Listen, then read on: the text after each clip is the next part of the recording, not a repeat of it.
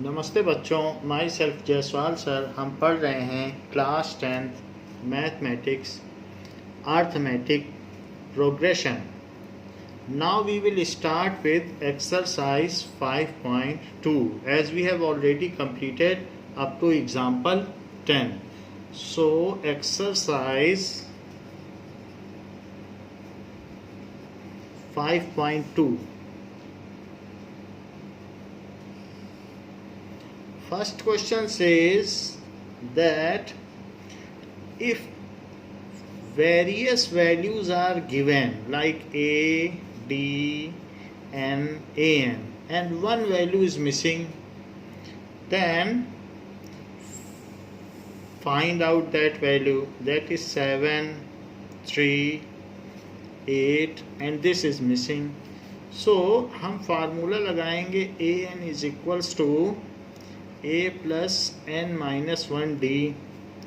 So A N का हमको पता चल जाएगा 7 प्लस 8 माइनस 1 डी की वैल्यू 3 रख दीजिए। So 7 plus 7 into 3 that is 7 plus 21 it is 28। तो ये जो 28 है इसको यहाँ शिफ्ट कर दीजिए। So it is 28। इसी तरीके से जो सेकंड पार्ट है उसमें ए डी एन और ए एन में से डी मिसिंग है। This is -18, this is 10 and this is 0। So A N is equals to A plus N minus 1 D, जहाँ पर हमको एन की वैल्यू पता है लेकिन d की वैल्यू नहीं पता है, d नहीं पता है। इसको यहाँ ले जाइए। 18 इज इक्वल्स टू 9d, तो d कितना हो गया 2, तो 2 को यहाँ ट्रांसफ़र कर दो। ऐसे ही थर्ड क्वेश्चन में a d n और a n में से हमको a की वैल्यू नहीं पता है, जबकि -3, 18 और -5 का पता है। तो अब हम इसमें a की वैल्यू निकालेंगे, फार्मूला वही रहेगा a plus N minus 1 D. A N की जगह -5 रखिए, it is equals to a का पता नहीं, n 18 है और d की वैल्यू -3 है।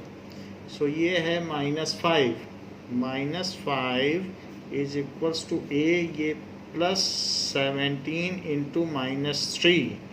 सो -5 is equals to a -51। So -5 plus 51 is equals to a। तो अगर हम इसे सब्ट्रैक्ट करेंगे तो 46 आ जाएगा। तो इसे आप a की जगह प्लेस कर दें, जो भी वैल्यू आती जाए उसे a की जगह आप a की जगह या जो भी नहीं दिया है उसकी जगह प्लेस करते जाएं। So now it is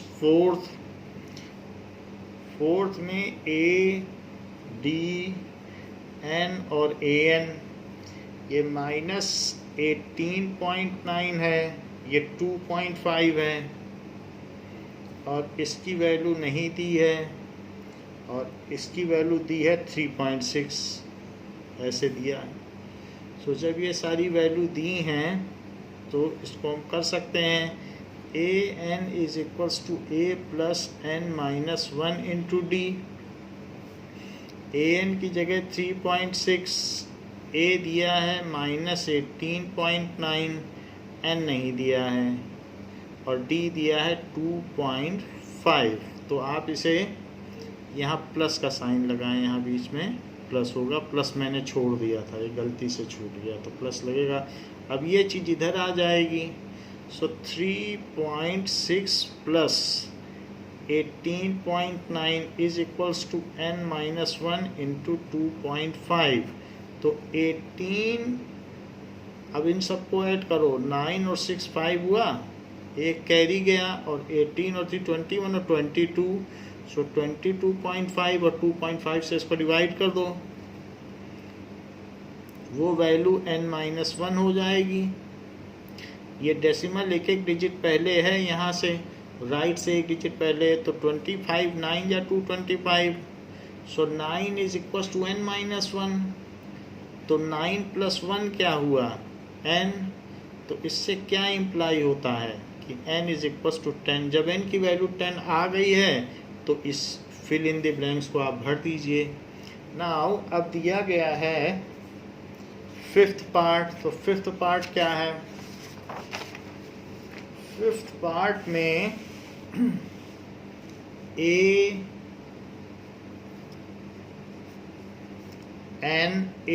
D N और ए एन में से इसकी वैल्यू तो 3.5 है, इसकी वैल्यू 0 है, इसकी 105 है और इसकी वैल्यू नहीं दी है। सो हमारे पास फार्मूला है, इसमें से ए एन तो हमको पता नहीं है, ए की वैल्यू 3.5 रख दीजिए, एन की वैल्यू 105 रख दीजिए और डी की वैल्यू 0 रख दीजिए। तो ए एन की वैल्यू 3.5 ही हो जाएगी, क्योंकि डी 0 है तो इसे 0 बना देगा और ये एक कांस्टेंट ए पी होगी, क्योंकि डी 0 है तो फिर ए पी ग्रो ही नहीं कर पाएगी। नाउ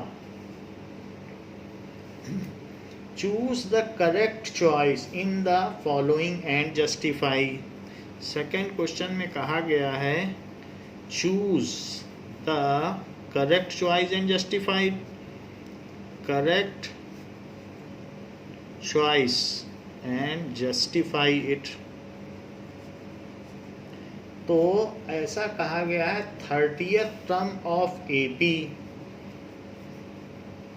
30th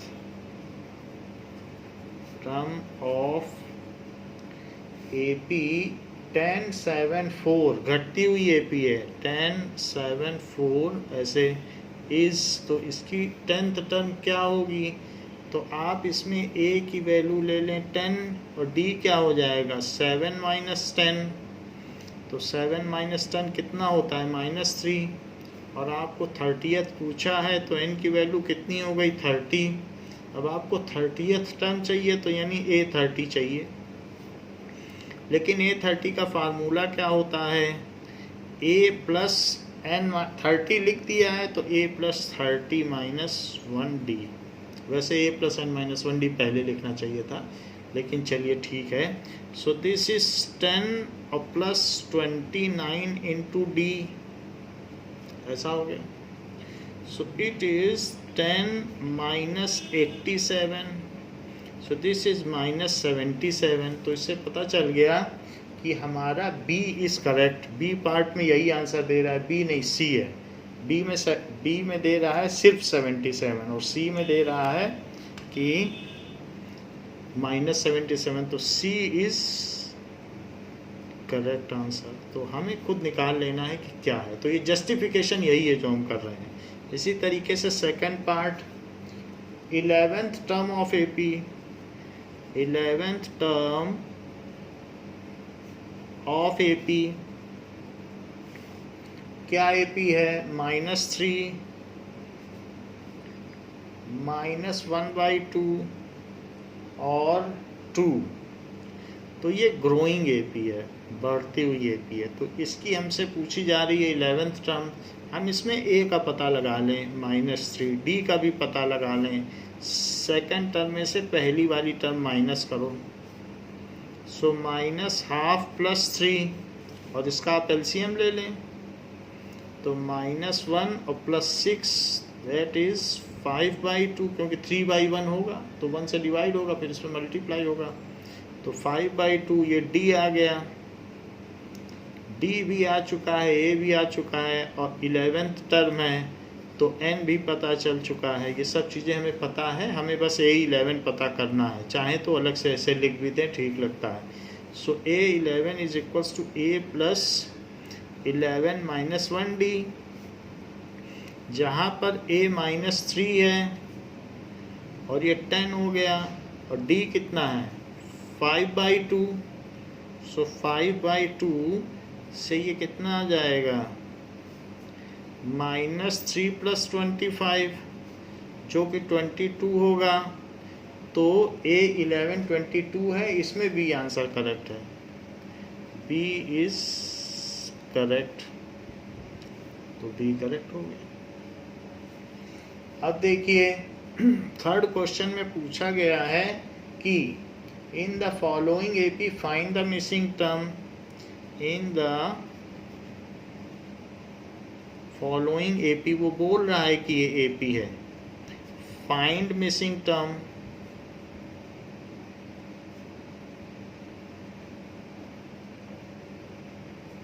सो मिसिंग टर्म आपको पता लगानी है। पहला पार्ट देखिए, पहला पार्ट है 2, ये मिसिंग टर्म, और ये 26 ऐसे।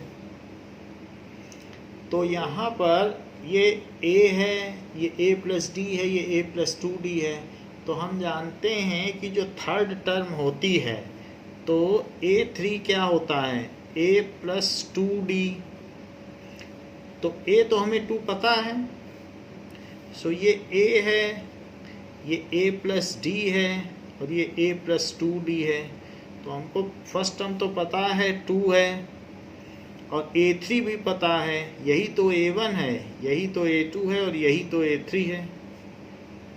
तो हमको a3 तो पता है ना, 26 है थर्ड टर्म, तो लिखो a3 की जगह 26, और फर्स्ट टर्म की जगह लिखो 2। फार्मूला ही लगाया है, फार्मूले में वैल्यू डाल रहे हैं। और प्लस 2 इंटू डी, सबसे पहले डी का पता करो, 26 में से 2 माइनस करो, सो 24 आया। तो डी की वैल्यू कितनी आ गई, 12 आ गई। अब जब डी की वैल्यू 12 आ गई है तो आप a2 निकाल लें। a2 की वैल्यू क्या होगी, a2 की वैल्यू होगी a प्लस डी। तो a प्लस डी, तो ये क्या हो जाएगा, a है 2 और d 12 है, सो दिस इज 14। यहाँ 14 लिख दें ये चीज़, so this is equals to 14। वैसे आप एक चीज़ ऑब्जर्व करें, इसका सम करें 28 और उसका हाफ करें तो बीच की टर्म आती है। हर एपी में यही होगा। जैसे ये मैं बात आपको बता दूं, अगर 2 टर्म पता बीच की चाहिए तो अर्थमेटिक मीन ही है बीच का। जैसे मान लीजिए कोई MCQ आ जाता है आपका क्वेश्चन पेपर में, तो आपको इतना करने की ज़रूरत नहीं है। Let A, B, C are in AP, तो B माइनस A क्या होगा, B minus A, so B minus A हो जाएगा C minus B, C minus B, क्योंकि इसमें से A माइनस क्या, इसमें से। अगर AP में है तो ये चीज़ कंडीशन लागू होगी। तो अब जो B है सारे एक तरफ ले आओ, B plus B is equals to A, उधर चला जाएगा A प्लस C, तो 2B is equals to A plus C, तो B क्या हो जाएगा, A प्लस C बाई 2। तो जो मिडिल टर्म होगी AP की, वो अगल बगल वालों का सम का हाफ होगी। यदि आपको ऐसा नहीं लगता है तो फिर से देखिए, A, B, C, D are in AP, तो ABC के साथ तो ये बात ट्रू हमने पाई ही थी कि C माइनस B ये है। तो B को B की तरफ ले आओ, A को उधर ले जाओ, तो 2B is equals to A plus C, तो B is equals to A plus C by 2। और इसी के साथ यहाँ ज़रा और एक बात देखो, C minus B is equals to D minus C, तो C plus C is equals to B plus D, तो 2C is equals to B plus D by this minus this is equals to this minus this, वही तो किया है। तो this minus this is this minus this, क्योंकि common difference है। तो C क्या हो गया, B प्लस D बाई 2। कोई भी टर्म, हम ये नहीं कह रहे हैं कि अगर 3 ही हो, कोई भी टर्म अपने अगल बगल वाली के सम का हाफ होगी। देख लो C के केस में भी यही पाया गया है, B और D का जोड़ किया और आधा किया, और B के केस में भी यही पाया गया है कि इन दोनों का जोड़ किया, इसका और आधा किया। तो हर AP में कोई भी टर्म ऐसे ही बढ़ती चली जाती है। तो जरा देखें सेकंड क्वेश्चन कि दिस 13 और दिस और 3, ये हमारी A1 है, ये A2 है, ये A3 है और ये A4 है।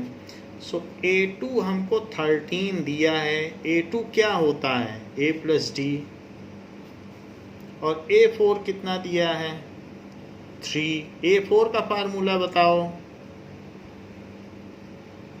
ये भाई A4 3 दिया, A4 का फार्मूला होता है प्लस, इसके नीचे लिख दो A plus 3D is equal to 3 और इन दोनों को आपस में सॉल्व कर लो।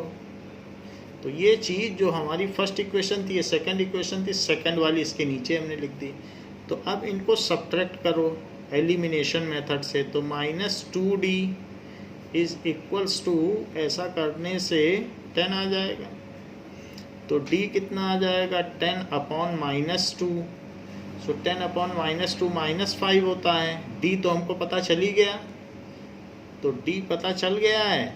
तो अब आपको यहाँ D पता चल गया है, तो निकाला जा सकता है यहाँ से कि अब किसी एक में रख दो तो A पता चल जाएगा। A प्लस D इज 13, तो A का पता चल जाएगा। D को -5 रखिए। A plus -5 is equal to 13, so A is equal to 18। क्योंकि ये -5 उधर जाएगा, तो पहली fill in the blanks 18 put करिए। -5 है तो 5 घटाते जाइए या -5 जोड़ते चले जाइए। तो अब और -5 करो, और नहीं तो फिर A3 पे भी फार्मूला लगा दो। A प्लस 2D, तो ये 18 प्लस 2 इंटू -5, तो इट इज़ 18 माइनस 10 जो कि 8 हुआ। वैसे भी -5 जोड़ देते तो 8 आ जाता। तो ये वर्बली किए जा सकते हैं। तो देखो कैसे करोगे, दिस प्लस दिस बाई 2 कर दो, अपने आप ही आ जाएगा। और जब ये 3 चीज़ पता चल गई तो आपको पता चल जाएगा उल्टा 5 जोड़ने से आ रहा है। 3 में 5 जोड़ा 8, 8 में 5 जोड़ा 13, 13 में 5 जोड़ा 18। तो कितना आसान है, इन दोनों को ऐड करके डिवाइड कर दो, ये आ गया। अब AP पता चल गई, तो उल्टे में उल्टी AP चला लो। थर्ड, नाउ 5 ब्लैंक ब्लैंक और 9.5, 9.5 ये चीज़ें। तो आपको A1 दिया है, A2 नहीं दिया है, A3 नहीं दिया है और A4 दिया है।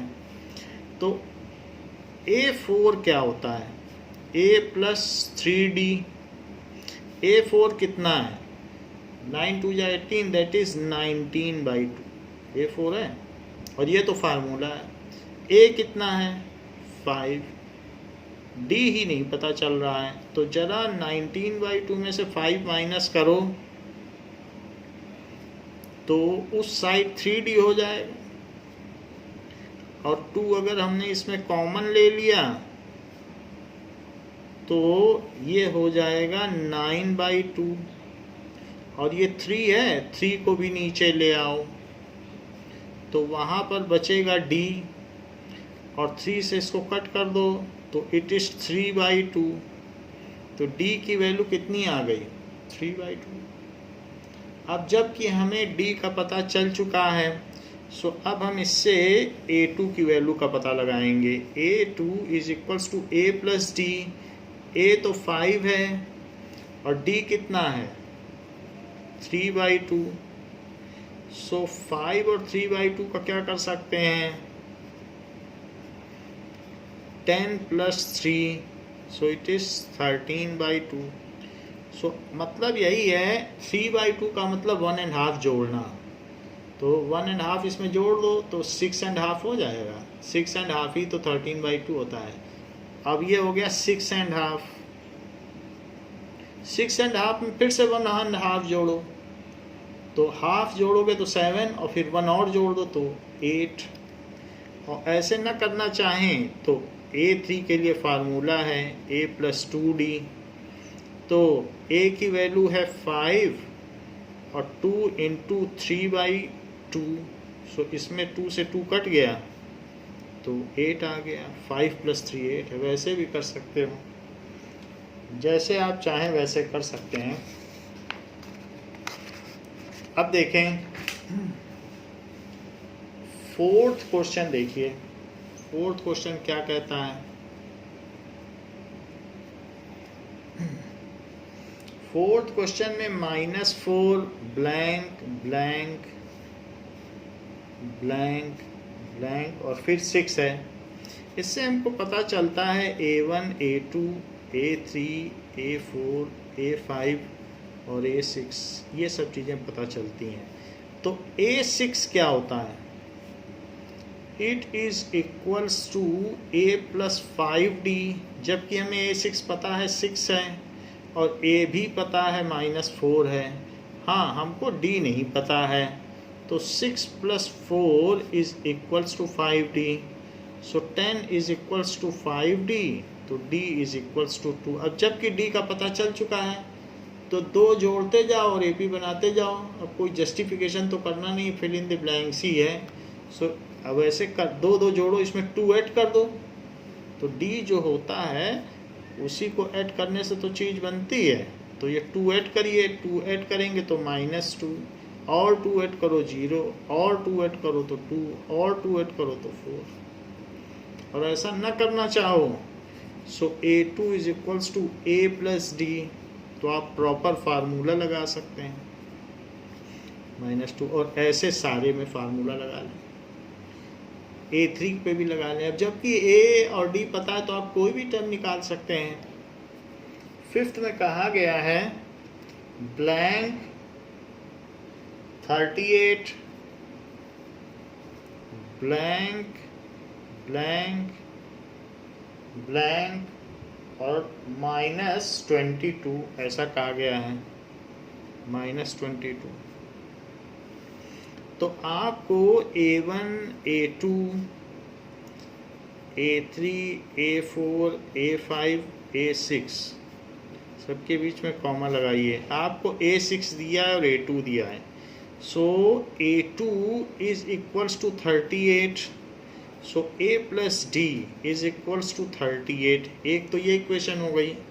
A6 is -22, so A + 5D, फिर से हमने nth टर्म का फार्मूला लगाया, यहाँ भी लगाया यहाँ भी लगाया। सो -2 इसको इसके नीचे लिख दो। सो A + 5D इट इज़ -22, ऐसा कर दिया। अब इन सब में साइन चेंज कर दीजिए, सबका साइन चेंज कर दीजिए, तो ये कैंसिल हो जाएगा और -4D की वैल्यू 38 में 22 ऐड कर दीजिए तो इट इज़ 60। तो D कितना हो जाएगा 60/-4, तो 60/-4 का मतलब क्या हुआ -15। अब जबकि D आ चुका है तो आप ग्रो कर सकते हैं AP को। आप चाहें तो A भी निकाल सकते हैं कि A + D 38 है और D उसमें -15 आ गया है, इट इज़ इक्वल्स टू 38। तो A की वैल्यू क्या हो गई 38 + 15, सो A कितना हो गया 53। तो A की जगह आप 53 लिख दें। अब इसी तरीके से A1 A3 निकाल लो। तो हमें क्या है 15 कम करना है, तो आप चाहे तो 15 सब्ट्रैक्ट कर करके भी पहुंच सकते हो वहाँ तक। -15 का मतलब घटती हुई AP है, 15 माइनस करना है। तो चाहे जैसे करो, 15 सब्ट्रैक्ट अगर मैं इसमें कर दूँ तो बताओ कितना आएगा। 15 सब्ट्रैक्ट करने के बाद 23 आ जाएगा, और 23 में अगर 15 सब्ट्रैक्ट कर दिया जाए तो क्या आ जाएगा, क्या ये 8 आ जाएगा, तो 8 लिख दीजिए। तो इस तरीके से 23 में से 15 सब्ट्रैक्ट कर दो 8 आ जाएगा।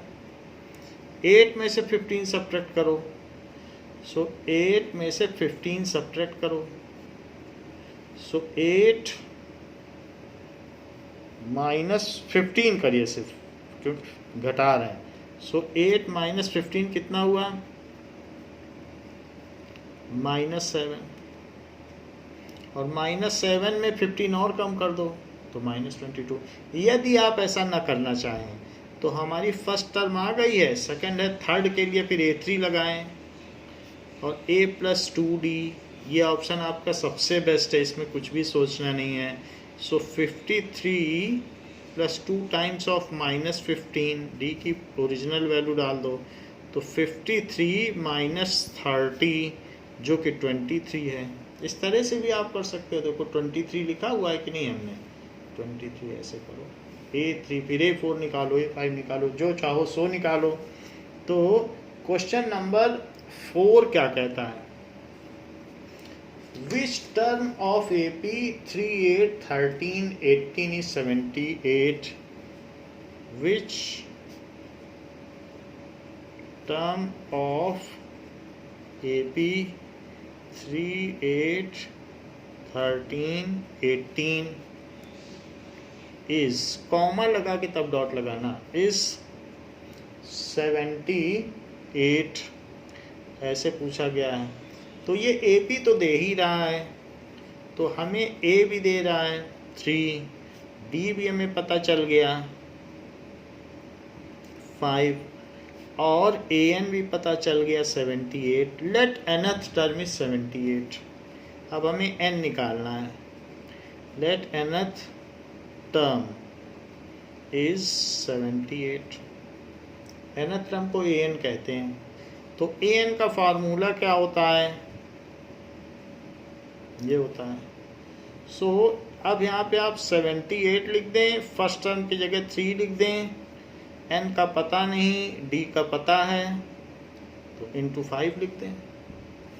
78 में से 3 अगर चला गया तो कितना बचेगा, ये 75 बचेगा। और इस 75 में 5 का मल्टीप्लाई कर दो, मल्टीप्लाई ना करो, डिवाइड करो। तो अब ये 5 से करोगे तो 5 1 जा 5 और 5 5 जा 25, तो 15 आ गया और 1 इधर ले आइए। So 16 is equal to n। So 16th term of given AP is 78। ऐसा लिख दें, ये लिखना जरूरी है। 16th term of given AP is 78। ऐसा हो गया। कहा गया है कि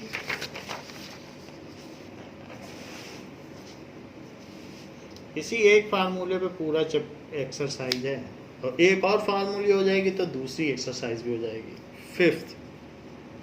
फिफ्थ में है, find the number of terms in each of the following AP। Find the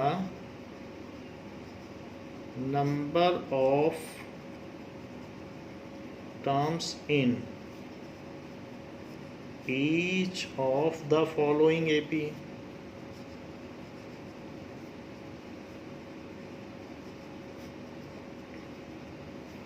So 7, 13, 19 और 205। पहला क्वेश्चन पार्ट देखिए, 7, 13, 19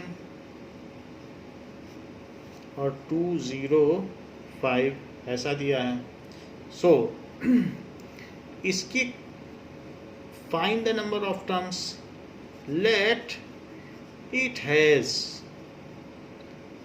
n टर्म्स।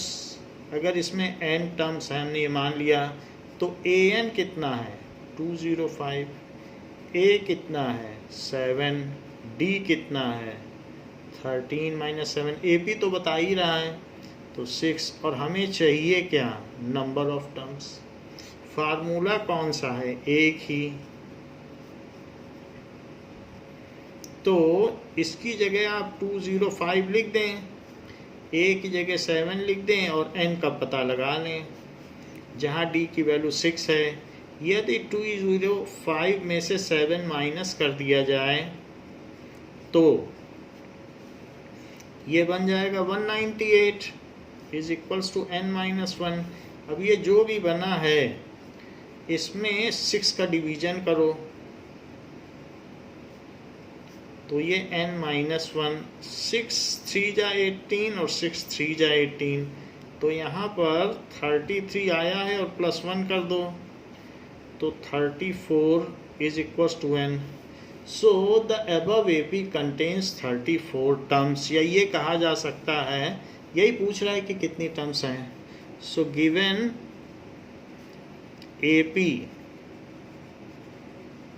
Contains 34 terms. इसी का सेकंड पार्ट देखिए, वो भी यही चीज़ है कि कितनी नंबर ऑफ टर्म्स हैं। 18, 15 एंड हाफ, 18, 15 एंड हाफ, 13 और बढ़ते बढ़ते -47। -47 इसलिए क्योंकि ये घटती हुई AP है।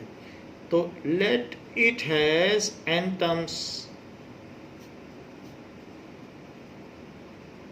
यदि इसमें n टर्म्स हैं तो an की वैल्यू -47, a की वैल्यू 18, d निकालना पड़ेगा। 15 एंड हाफ क्या होता है? 15 एंड हाफ सोचो, 31/2। सो 31/2 में से 18 सब्ट्रैक्ट करो, दिस इज 36, क्योंकि 1 से डिवाइड होगा फिर ऊपर मल्टीप्लाई हो जाएगा, तो इट इज़ -5/2। यानी हर एक में से 2.5 कम होता जा रहा है अगली टर्म पाने के लिए, यही हो भी रहा है।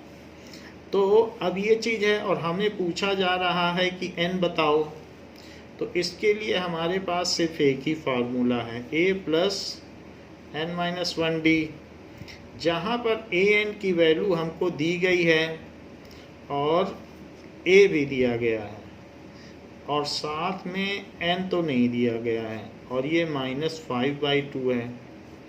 अगर आपका अलजेब्रा ठीक है तो ये चैप्टर बिल्कुल आपके हाथ में है, क्योंकि एक ही फार्मूला है।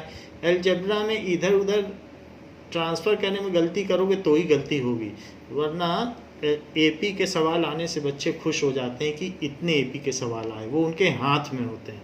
तो सिर्फ ट्रांसफ़र देखो मैं कैसे कर रहा हूँ, बाकी तो फार्मूला वही है। सो -47 - 18 इज इक्वल्स टू n-1 और -5/2। सो इन दोनों को ऐड कर दो, निगेटिव का साइन लगा दो, तो ये 5 आ जाएगा और 6 आ जाएगा, वो भी निगेटिव का।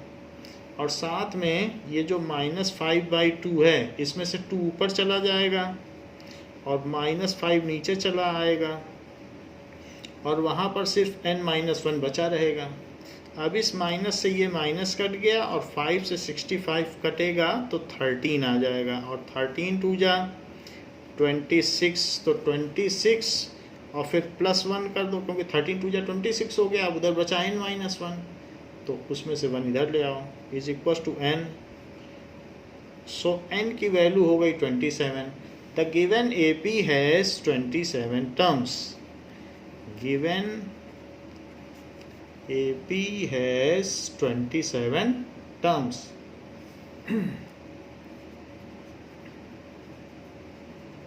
तो ये चीज़ हो गई।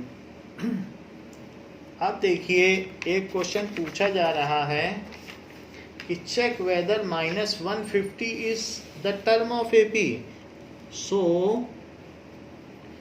क्वेश्चन नंबर 6 में ये बात कही गई है कि check whether -150 is the term of AP, और वो AP कौन सी दी है? that is 11852, घटती हुई AP है 11852। तो घटती है तो कभी ना कभी ये आ सकता है, लेकिन हमें ये चेक करना है कि आ पाएगा कि नहीं। निगेटिव टर्म आती है घटती हुई AP में। तो अब ज़रा देखें कि A की वैल्यू 11 है और D की वैल्यू -3 है। Let its nth term is -150। हम मान लें इसकी nth टर्म 150 है, तो ऐसा मानने पे an की वैल्यू -150 हो जाएगी, जिसमें वो n का हमें पता लगाना है कि कौन सी टर्म है। तो nth टर्म को an बोला जाता है, तो वो टर्म ये है। तो अब जरा देखें ए एन का फार्मूला क्या है, ए प्लस एन माइनस 1d। तो मान लीजिए nth टर्म 150 है, तो कौन सी टर्म है जो 150 है, ए की जगह 11 ले लीजिए, एन का पता नहीं, और डी की जगह -3 ले लीजिए। So -150 minus 11 is equals to n minus 1 into -3. So it is -161 is n minus 1 और -3 इसके नीचे ले आइए। तो अब -3 है तो इसको इससे कट कर दीजिए। सो 161/3 इज n minus 1 और साथ में +1 इधर कर दीजिए तो n। तो ये कितना हो जाएगा 161, एलसीएम ले लो 3 का, तो एलसीएम लोगे तो ये 1/1 है, तो यहाँ भी 3 आ जाएगा। तो 164/3 इज n। सो ऐसा है। तो अब ये क्या है, as n is in fraction, तो term cannot be a fraction. So number of terms cannot be a fraction, या एनी टर्म भी लिख सकते हो, क्योंकि ये एनी टर्म है, जरूरी नहीं है कि ये आखिरी टर्म हो। एनी टर्म या number of terms cannot be a fraction. So -150 is not the term of given AP. तो जो -150 है वो दी गई समानांतर श्रेणी का कोई भी पद नहीं है। इज नॉट एनी टर्म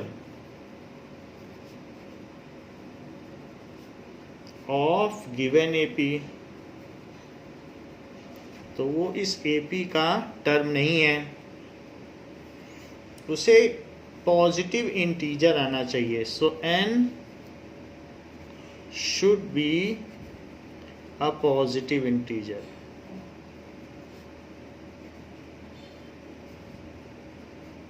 अब देखिए कहा गया है find the 31st term of an AP. Find 31st term of an AP whose 11th term is 38 and 16th term is 73, whose 11th term is 38 and 16th term is 73। ये बात है। तो आपसे कहा जा रहा है कि उसकी 31st टर्म बताओ, जबकि 11th टर्म भी दी है और साथ ही साथ उसकी 16th टर्म भी दी है। तो 11th टर्म कितनी दी है, 11th टर्म को लिख लो 38, और 16th टर्म कितनी दी है, इट इज़ गिवन एज 73। लेकिन 11th टर्म का फार्मूला भी लगाइए और 16th टर्म का भी फार्मूला लगा दो। तो हमने 11th और 16th टर्म पे जो फार्मूले थे वो लगा दिए और इनको इक्वेशन 1 और 2 लिख दिया। 2 को इसके नीचे लिख दीजिए। So it is equals to 73। अब चूंकि ये दोनों में सेम साइन का है तो सब्ट्रैक्ट करना पड़ेगा, तो ये चला गया और यहाँ -5d आ गया। तो -5d इज इक्वल टू, यहाँ भी सब्ट्रैक्ट करो, सब्ट्रैक्ट 73 में से 38 सब्ट्रैक्ट करो, तो ये 5 बचेगा और ये बचेगा 6, तो 35 बचेगा, लेकिन माइनस का बचेगा। तो d कितना हो जाएगा, -35 अपॉन -5, माइनस से माइनस गया और ये वैल्यू आई 7, तो d आ गया 7। तो d 7 है और अब ये कह रहा है कि 31st टर्म बताओ, हमको a भी पता करना पड़ेगा। तो इसलिए किसी एक इक्वेशन में आप रख दीजिए, मैं a + 10d में रख देता हूँ d की वैल्यू रख दो, ये आ जाएगा। सो a + 10 it is 38, So a plus 70 is 38. So a is equals to a और d आने पे आप फिर कोई भी टर्म निकाल सकते हो। तो ज़्यादातर सवाल ऐसे होते हैं कि अगर 5वीं टर्म इतनी है, 12वीं टर्म इतनी है, बस उन्हीं दोनों पे एलिमिनेशन मेथड लगाओ, ए डी का पता करो और जो टर्म पूछ रहा है बता दो। हर सवाल यही है। तो इसलिए 38 माइनस 70, तो यहाँ पर इट इज़ 32 आएगा, वो भी निगेटिव का, क्योंकि बड़े वाले का साइन आएगा। तो ए आ गया -32, माइनस और क्लियरली लगा दें। सो ए इज -32, ये चीज़ हो गई। अब जबकि आपके पास ए भी है और डी भी है, तो इन दोनों के आ जाने से वो जो टर्म पूछ रहा है उसका पता लगा लीजिए। वैसे वो 31st टर्म पूछ रहा है। So A N is equals to a plus N minus 1d, जस्ट दिखाने के लिए, हाफ मार्क्स पाने के लिए। So a31 is equals to a plus 30d, ये हो गया। सो इसके बाद a31 is equals to a की वैल्यू कितनी है -32 और प्लस 30d कर दो। सो -32 और यहाँ पर 210 हो जाएगा। अब 210 में से 32 आप माइनस करो, तो ये 8 आ गया। अब यहाँ पे 10 बचेगा, तो 10 में से 3 गया तो 7, 178 आ जाएगा। 178। एक बार इसका आंसर हम देख लेते हैं कि इसकी 31st टर्म कौन सी है। सो this is 7th question of 5.2।